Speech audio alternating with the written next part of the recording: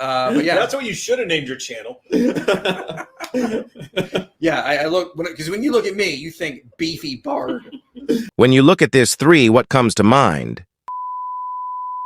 You think they are united together in faith. However, that's not the case. They are only united because they share a common enemy. The enmity amongst themselves is worse. Now imagine a world where there is no Islam. Each one of them will be on his computer calling the other a heretic. It will be very difficult for them to hide their enmity for each other. Throughout history, before Islam became a big thing, we saw how people who were called heretics were silenced forever because they have a different opinion. Michael Servetus is a perfect example. He was silenced at the stake for refusing to see Jesus as God, saying it is not biblical. Allah informed us of this hatred amongst themselves 1,400 years ago. This statement of Allah will be evident in today's video. So before diving deep into today's video, don't forget to subscribe to the channel if you haven't already. Like and share the video to friends and families. Allah in Quran 59 verse 14 said, "Their enmity among themselves is severe. You think they are together, but their hearts are diverse. That is because they are a people who do not reason." It is striking how Allah mentioned why their hearts are diverse while they behave like they are one. That is because they are a people who do not reason. Inspiring philosophy,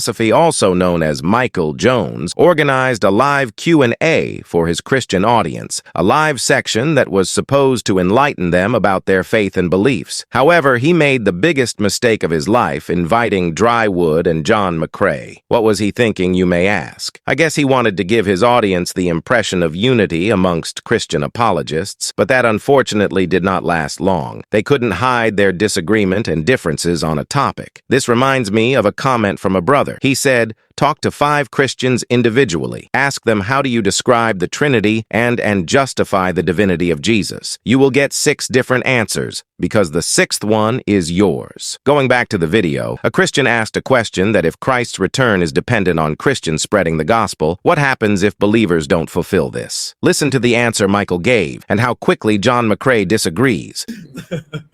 Hey, Mike, I think you said in one of your vids on Christ's return that part of the process of it depends on Christians spreading the gospel. What happens if believers don't fulfill this?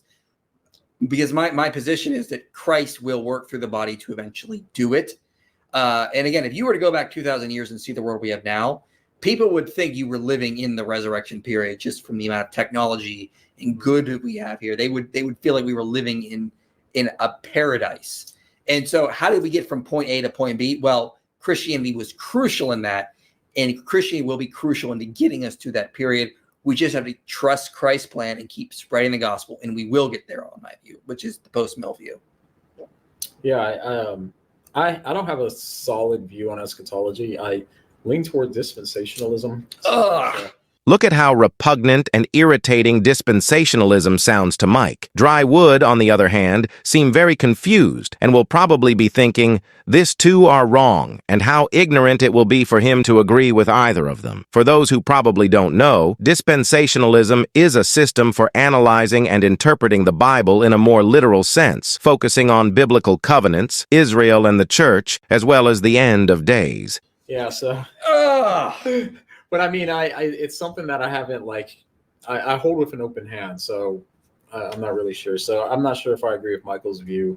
Exactly. You think they are together, but their hearts are diverse. It gets even worse. We'll see. Look, even if you don't agree with my view, you should be living like a post-mill. You're a preterist, so a partial preterist. Full preterist. No, you should be. Drywood had to quickly save the day because he knew it could get physical. However, he did it in the most bizarre way imaginable. Every Christian should be living like a post-mill. A preterist than a pedophile. What?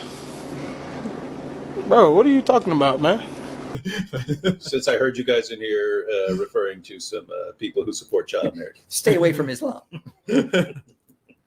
Right. We all know Drywood is shameless, but one may still beg to understand why the whole conversation degenerated this quick, that Drywood had to insult the honor of our noble prophet unprovoked. The answer is simple. Allah said, "This is because they are a people who do not reason." What any reasonable person will do first is to accept that Christian theology has lots of holes in it. Secondly, a reasonable person will seek to resolve these problems by way of having conversations and coming to a common term. Drywood knew if he did not intervene and take their minds away from this argument by throwing Islam and Muhammad under the bus, the argument will never stop and will eventually expose their enmity towards one another. Drywood seemed to have a different opinion from theirs, else he would have said, well, Michael is right or John is right, but he didn't. It is obvious they have no solutions to these theological differences. Every one of them only believes in what makes him feel good. That's Christianity in a nutshell. So brothers and sisters,